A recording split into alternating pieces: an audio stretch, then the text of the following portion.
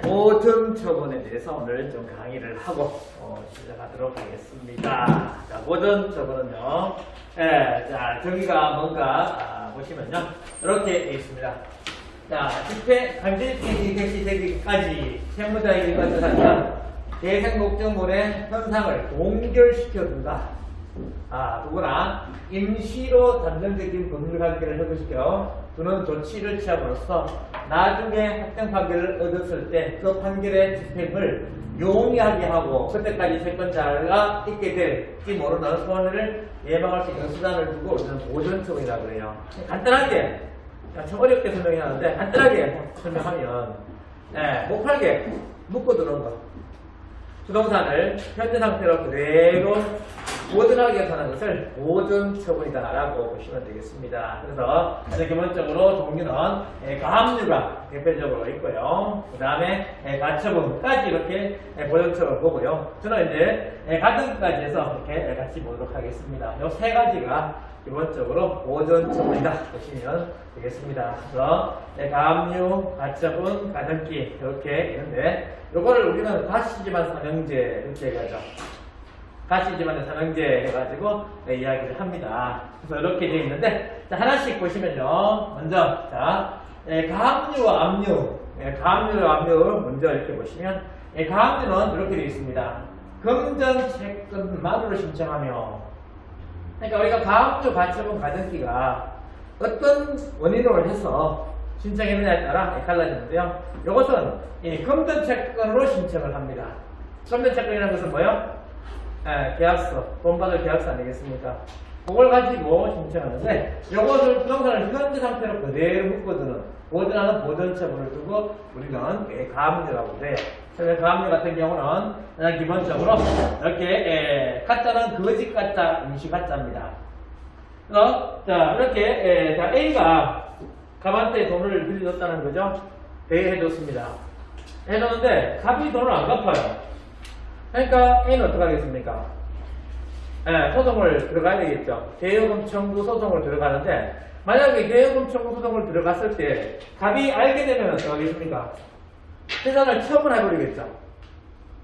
그러면 소송해서 확정 판결을 받더라도 받을 수 있는 방법이 없다는 겁니다. 이런 경우에 이 갑의 재산을 먼저 몽결, 딱 고정을 시켜놓고 그 다음 단계에 대여금 청구 소송을 들어간다는 거죠. 그래서 이때 하는 것이 가압류입니다. 그래서 가압류 같은 경우는 이 갑이 알면 안 되겠죠. 인지하게 되면 팔아버리겠죠. 그래서 인지하기 전에 해야 됩니다. 그래서 이것을 모르게 한다 해서 밀행이다라고 표현합니다. 그렇게 밀행이다 표현하고요. 그 다음에 이 기간을 길게 끌면 안 되겠죠. 그래서 신속하게 하는 것이 가압류다 이렇게 보시면 되겠습니다. 그래서 이 갑이 모르게 하면서 신속하게 하는 것이 가압류다 보시면 되겠어요. 그래서 이렇게 법원에 신청해가지고 가압류가 이렇게 등기부등본에 딱 결정이 돼서 올라가 있습니다. 그러면 이 등기부등본에 가압류가 되어 있는데 이것을 을이 매입을 했다는 거예요. 그렇게 되면 이 을은 이 가압류가 있는 것을 보고 샀다는 거죠. 어떤 경우 있잖아요. 이런 경우 있지 않습니까? 나는 몰랐는데. 아니, 가압류가 되어 있으면, 이런 건지 몰랐습니다. 라고 하면, 법원에서, 그래, 몰랐니? 하고 인정해 주느냐는 문제입니다. 여기가 있지 않습니까? 가속을 하면, 차 운전하다가, 가속하면, 자, 10km, 20km까지는 얼마입니까? 분직금이, 가태료가. 보통 한 4만원 해요. 빨리 내게 되면 3만원에서 3만 몇천 원 이렇게 내면 되고요. 20km 초과되면요. 6만원에서 7만원까지 나갑니다. 그러면 이거 모르잖아요, 잘. 나 몰랐는데 하면 안 된다는 거죠. 왜? 결국 법을 안 지켰기 때문에 결국 난 몰랐더라도 결국 분직금은 가태료가 부과된다는 겁니다. 그래서 이 몰랐다 할지라도 야, 네가 사면서 등기부등본은 최소 확인했어야지. 이렇게 가압류가 되어 있으면 알고 샀어야지 라고 한다는 거예요. 그래서 몰라서 했다 이것은 인정이 안 된다고 보시면 되겠고요. 자, 그러면 여기서 법률관계가 을이 A한테 자기 소유권을 주장할 수 있느냐 하는 문제입니다. 이런 경우에 이 가압류는 뭐예요? 보존처분이라는 거죠. 현재 상태로 그대로 묶어두기 위해서 했는데 이걸 알고 나서니까 이 A한테는 소유권 주장을 할 수 없는 이런 관계가 된다는 겁니다. 그리고 이 A는 을한테 돈 달라고, 내 빌려준 돈 달라고 요구할 수 있느냐 하는 문제입니다. 이 가압류는 채권이기 때문에 물권자한테 이 달라고 할 수 없다는 거죠. 왜? 채권은 당사자에게만 급부를 요구할 수 있는 것이지 다른 제3자한테는 급부를 요구할 수가 없어요. 그래서 을한테는 돈을 요구할 수 없는 이런 상황이 됩니다.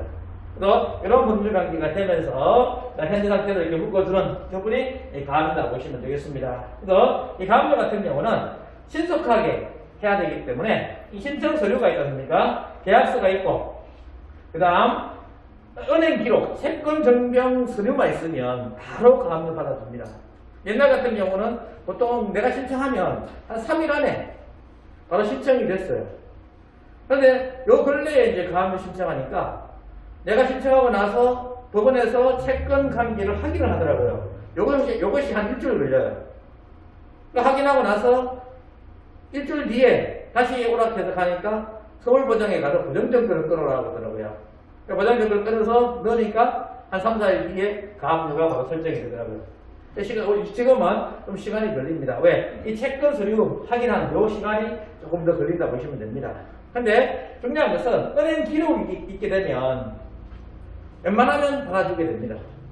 그리고 만약에 은행 기록이 없으면 현금을 줬다. 그때는 인감증명서를 첨부하고 계약서에다가 인감도장을 팍 찍어놓게 되면 인정이 되기 때문에 신청이 웬만하면 됩니다. 그래서 이렇게 간단하게 신청할 수 있는 것이 가압류다. 근데 옛날 같은 경우는 이런 채권 서류도 확인 안 하고 그냥 가압류 받아준 때가 있었어요. 그럴 때 같은 경우는 채권 채무 관계가 없는데도 불구하고 이 가압류를 신청하는 이런 상황들이 벌어지더라는 겁니다. 쉽게 말해서 난 정말 그 사람이 병원에 입원했을 때 간호를 열심히 했는데 내가 입원하니까 아예 병원하는 거 안 와. 이걸 확 받아가지고 가압류 해버리는 겁니다. 그렇게 되면 이 재산상 이 굉장한 피해를 받게 되죠. 제약을 받게 되죠. 그래서 이런 경우는 안 되겠다 해가지고 제가 했답니까? 이렇게 만약에 이것이 없으면 공탁하라 그럽니다.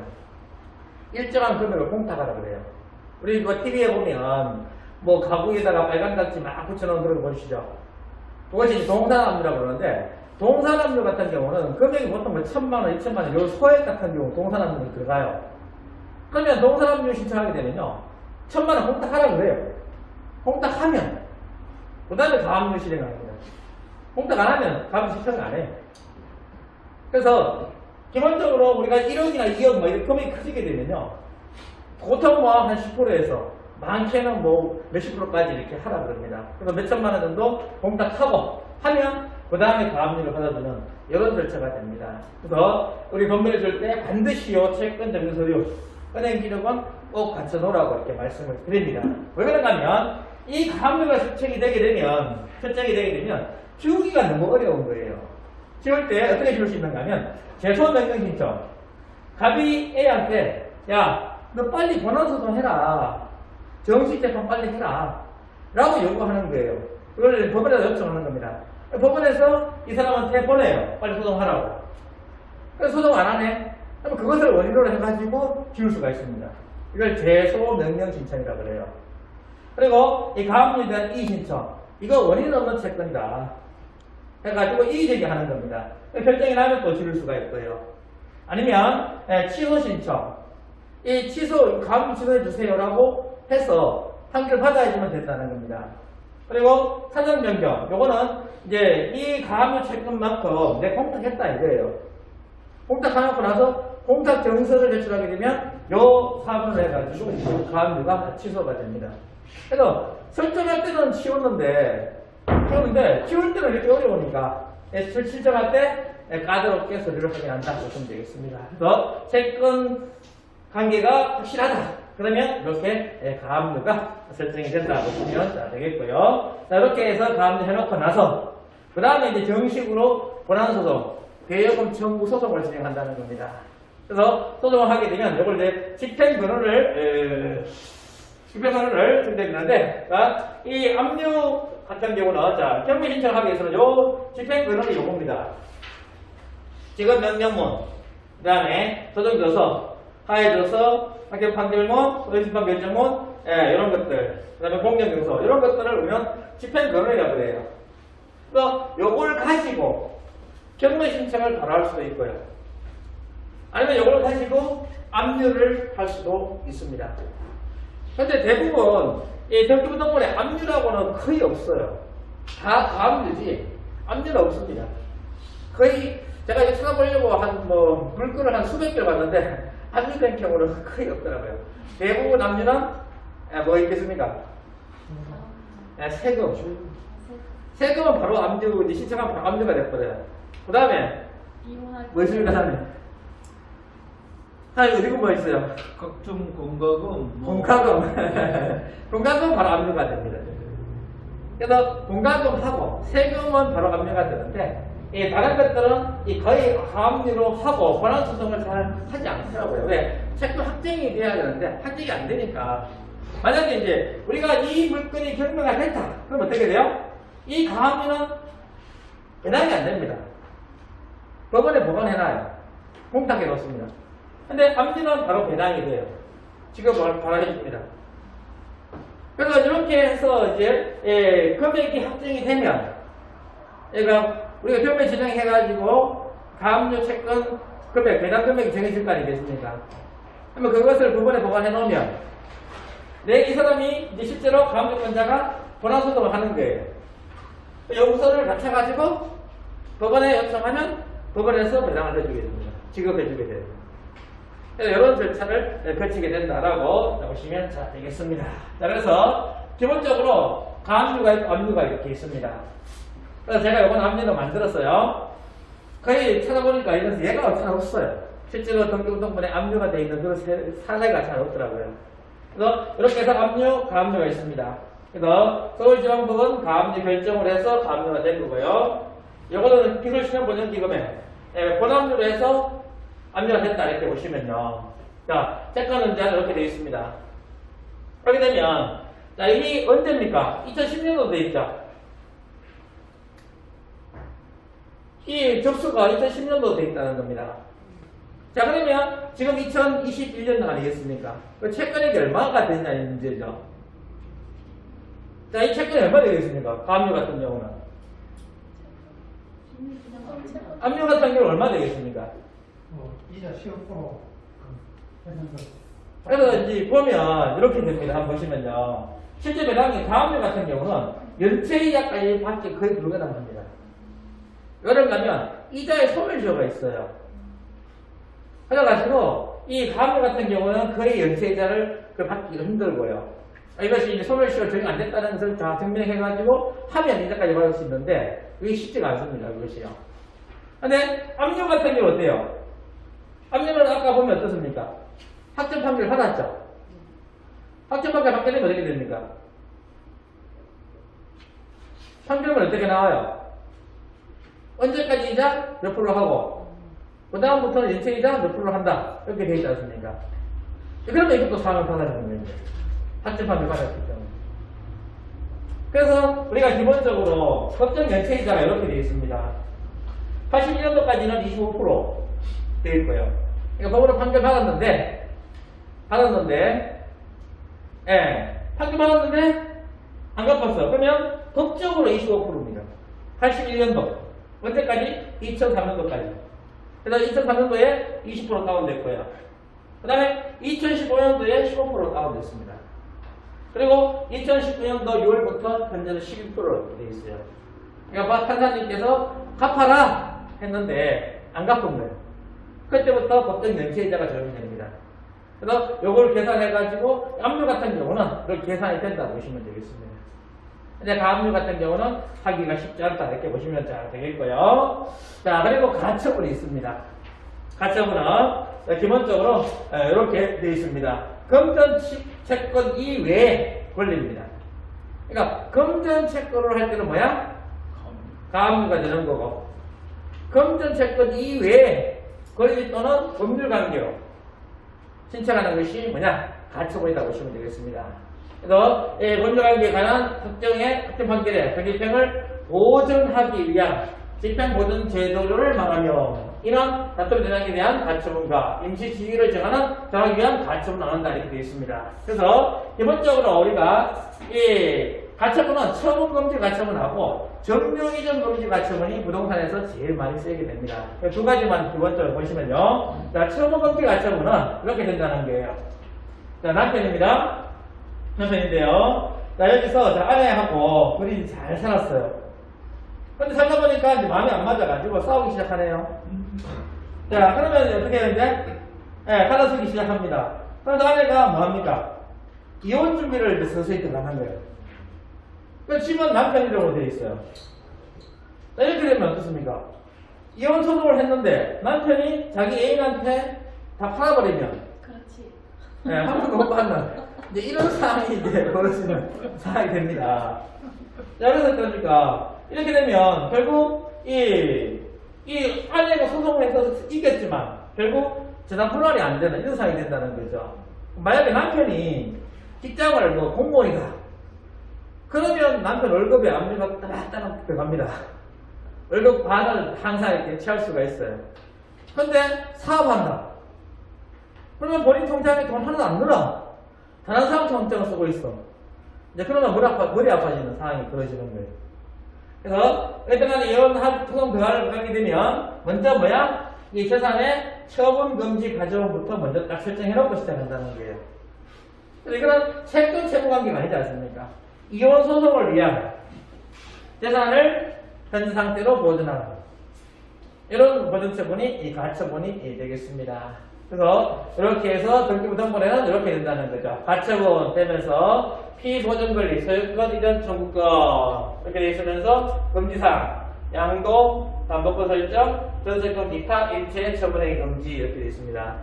이렇게 되어 있으면 들어가서는 절대로 안 된다 이렇게 보시면 되겠어요. 이것을 우리는 가처분이라고 합니다. 그리고 이 점유 이전금지 가처분이 있는데 해보시면 우리가 이 가처분을 해놓게 되면요 본안의 소제기 기간이 있습니다. 그러니까 가처분을 해놓고 소송을 해야 된다는 거예요. 소송을 안 하면 소멸 청구할 수 있는데 이 기간이 이렇게 되어 있습니다. 현재 2002년 6월 30일 이전에 만약에 가처분을 해놨어. 그러면 10년 안에는 반드시 본안소송을 해야 되고요. 그 다음에 2002년 7월 1일부터 2005년 7월 27일 사이에는 5년이고요. 현재는 2005년 7월 28일 이후에 가처분을 했으면 3년 안에 원안소송을 해야 됩니다. 안 하게 되면 가처분권자 한 대로 소멸 청구를 할 수 있다는 거예요. 그러면 만약에 소송 진행해서 지게 되면 소멸이 된다 이렇게 보시면 되겠죠. 이 가처분 자체가 소멸시효 있는 거 아니에요. 가처분 자체가 소멸시효가 있는 게 아니고 가처분에 대해서 취소 신청을 할 수 있다는 거예요. 그러니까 본안에서가 제기되겠죠. 소멸시효하고는 좀 개념이 틀리다 보시면 되겠습니다. 이것이 뭐다? 가처분이다 이렇게 보시면 되겠어요. 그래서 저번에 하나 어떤 분이 상담을 이렇게 요청하셨는데 이런 경우 한번 보셔요. 자, 원룸입니다. 원룸에 되어 있는데 이번에 있지 않습니까? 2018년도에 7천만 원 해가지고 전세로 들어갔어요. 임대차 그죠? 여기 들어갔습니다. 근데 나중에 들으니까 2019년도에 갑자기 들으니까 가처분이 붙은 거예요. 그러니까 결국 이혼 문제로 해가지고 남편하고 아내하고 이 남편의 소유로 되어 있고 이걸 아내가 가처분 해놓은 이런 상태인 겁니다.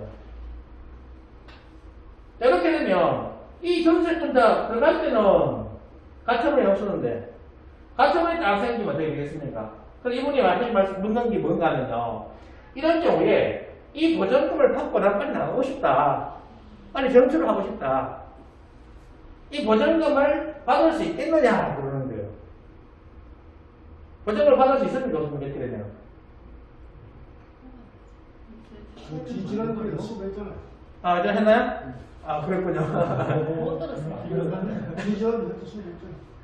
했는데 기억이 안 나. 그게 안 나요. 아, 예. 자, 그럼 기억을 한번 되새기면. 이야기해줘. 예, 이렇게 되면 이게 있으니까 이 가처분이 있기 때문에 다른 사람들이 일단 안 들어옵니다. 그럼 누가 가처분에 들어오겠습니까? 그리고 이 사람이 여기다가 가방한테 돈 달라 하면 그 가방 뭐야? 이 가처분권자한테 가라 라고 하겠죠. 또 여기 가면 여기 가라 그러겠죠. 핑퐁 게임이 된다는 겁니다. 그래가지고 결국 이 전세권자는 돈 받기가 쉽지 않은 거예요. 나가기가 쉽지 않습니다.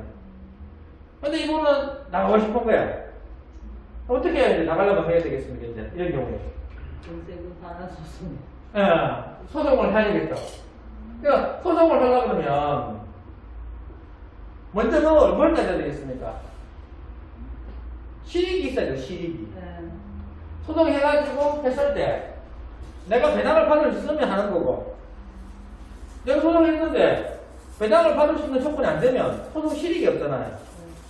또 소송할 필요가 없는 거 아니겠습니까? 그냥 조용히 그냥 가만히 있어야지 방법이 없잖아요. 자, 그래서 자, 소송하기 전에 먼저 확인할 때 첫 번째 뭐 해주십니까? 그러면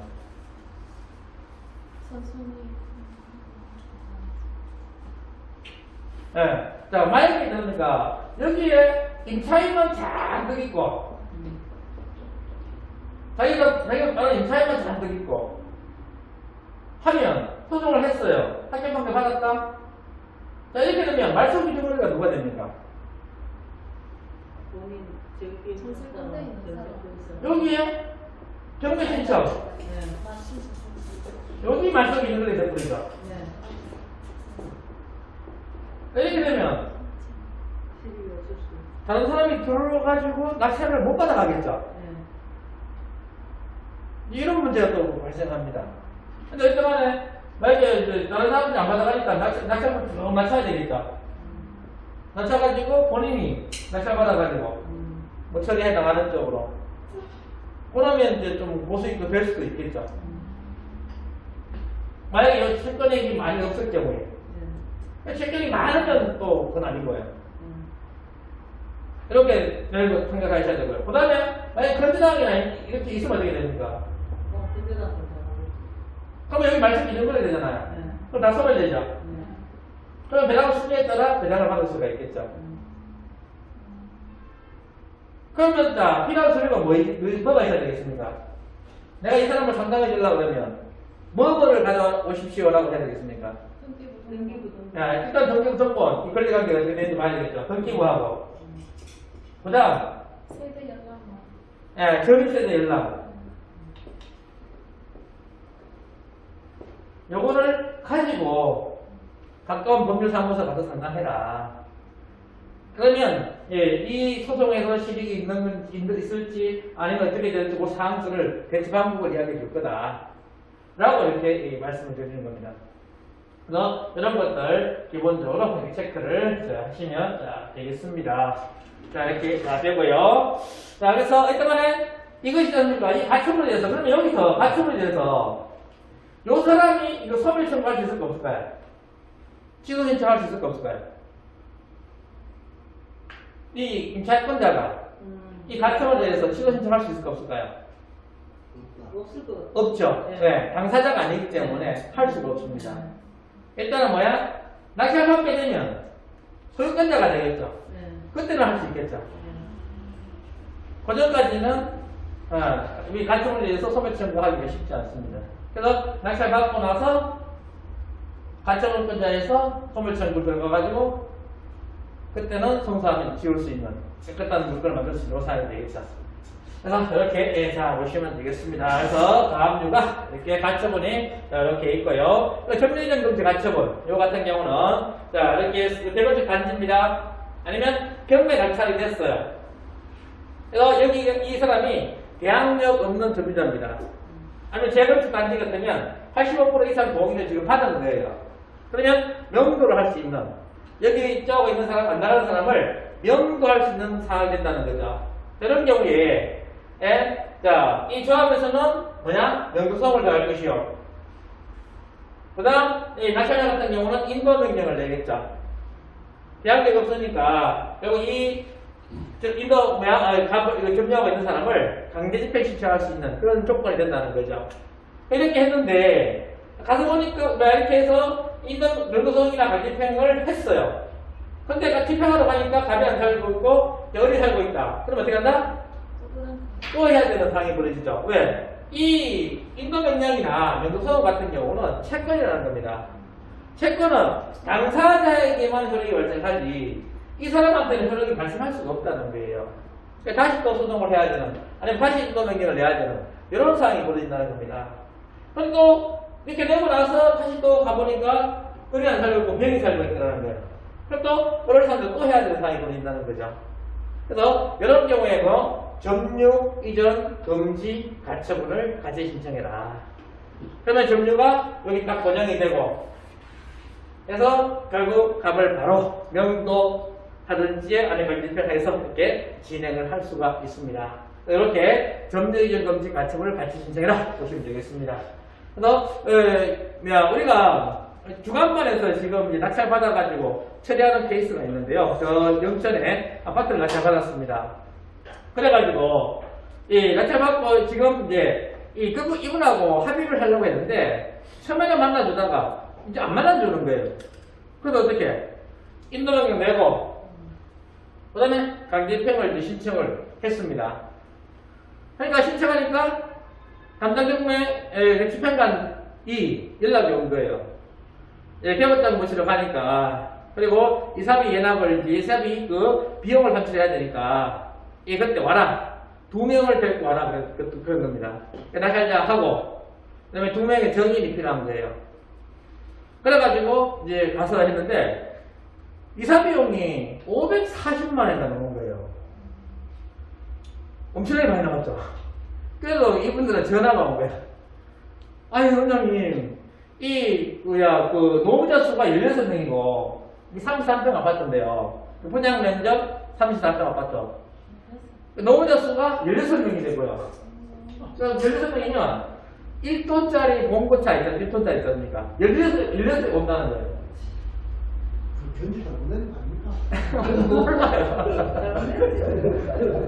근데 집주인이 막 항의하고 이럴 수 있으니까 숫자를 막 누르라고 하여튼 걔는 그 이사비 산출하러 가가지고 그때 이사비 산출할 때 5명 하고 그 물류센터 사장님도 같이 오시더라고요. 그래가지고 체크를 하는 거예요. 그러니까 제가 물어보니까 제가 아는 물류센터가 아니더라고요. 그래가지고 일단은 집행관한테 전화해라. 집행관한테 전화해가지고 이 비용이 너무 많이 나왔다. 좀 이렇게 할인해서 뭐라고 해라. 해가지고 합의했는데 한 340만 원까지 다운시켰더라고요. 그래가지고 340만 원만 더 이상 그래가지고 내는 걸 하고 마무리를 지었습니다. 그래서 강제입행이 조만간 이렇게 잡힐 것 같아요. 자, 이렇게 해서 이 점유이전 금지 가처분을 하게 되면 5명이 와서 이렇게 집행을 하기 때문에 그 점유자한테 굉장히 압박이 됩니다. 그래서 우리가 명도를 좀 빨리 하고 싶다 그러면요, 인도명령을 같이 내면서 점유이전 금지 가처분을 같이 내게 되면 명도가 좀 신속하게 진행이 됩니다. 굉장히 압박이 되기 때문에 좀 빨리 진행할 수 있다고 보시면 되겠어요. 자, 이것이 가처분입니다. 그래서 가처분은 이렇게 되고요. 어떤 사람이 이렇게 질문하더라고요. 그러면 이 보전처분 중에 어떤 것이 가장 강력합니까? 라고 질문을 하더라고요. 자, 어떤 것이 제일 강력합니까? 예? 어떤 것이 제일 강력해요? 목적이죠, 목적이. 네, 맞습니다. 목적이 다 틀리기 때문에, 원인이 뭐냐에 따라 틀리기 때문에, 다 강력해요. 어떤 분들은 그냥 가운데가 제일 강력합니다, 그러더라고요. 왜? 돈 받게 하니까. 근데, 결국 다 보전처분입니다. 얼마요? 우리가 질문. 보전처분 해놓으면, 소유권 이전 등기가 가능합니까, 불가능합니까? 가능은 하죠. 네, 가능은 합니다. 가능은 한데, 나중에 말소가 되는, 권리가 없어지는 이런 상황이 발생한다는 거예요. 그래서 내가 등기를 신청하면 등기가 그냥 신청해줘요. 등기 부등본 딱 올려줍니다, 멋있게. 그렇지만 나중에 이거 소환소송 해가지고 치게 되면 원인 없는 등기가 되면 결국 소멸되는 이런 상황이 발생한다, 이렇게 보시면 되겠습니다. 그래서 이 가압류는 뭐야? 법면 채권 가지고 돈 받으려고 할 때 가압류 신청하는 거고, 가처분은 언제? 법률이나 권리관계로 그 물건을 현상대로 유지하는, 그때 하는 것이 가처분이고요. 가등기는 소유권 이전 등기를 목적을 할 때는 다 등기를 하면 되겠습니다. 그래서 요 기본적인 모든 처분은 우리가 격리할 때 꼭 필요한 거니까 알아보시면 도움이 되겠습니다.